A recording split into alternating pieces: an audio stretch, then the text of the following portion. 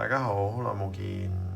因為最近咧都有特色嘅手錶咧，亦都少遇得到，咁所以今日見到一隻比較特別少少嘅，咁就拎出嚟同大家傾下。咁呢一隻咧就係Yachtmaster 2，已經停咗產好耐㗎啦。咁但係咧，佢亦都係一個好有標誌性嘅勞力士款式啦，就係、是、第一款用Ring Command，即係話用一個錶圈嚟控制佢唔同嘅功能嘅。咁呢一隻 Yachtmaster 2最大嘅功能咧，其實係一個倒計時嘅功能。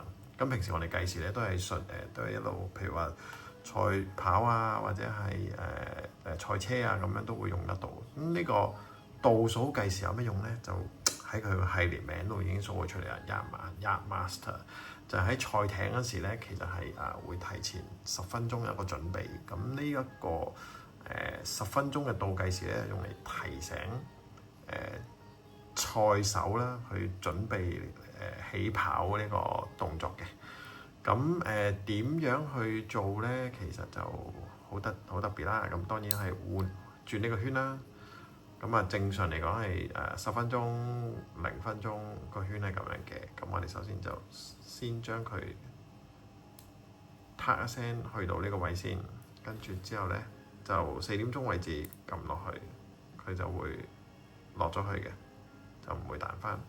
之後咧我哋就透過錶冠啦，呢個位見到咧，大家有個飛反功能添，去到10分鐘就翻轉去0分鐘。咁我哋可以校幾多分鐘開始倒數？譬如話我哋可以校8分鐘。咁校完之後咧，跟住咧咁當然又鎖翻個錶冠啦。鎖翻錶冠之後咧，就開始我哋鬆翻呢個位，變翻原本嘅位置。咁呢個咧亦都會彈翻出嚟嘅。咁我哋就開始正常計時。咁當呢一個紅色針轉咗個圈咧，咁呢度咧就會跳由8分鐘去到7分鐘。咁呢個係叫做逆跳，就由8、7、6、5咁樣慢慢去反方向去計時咯。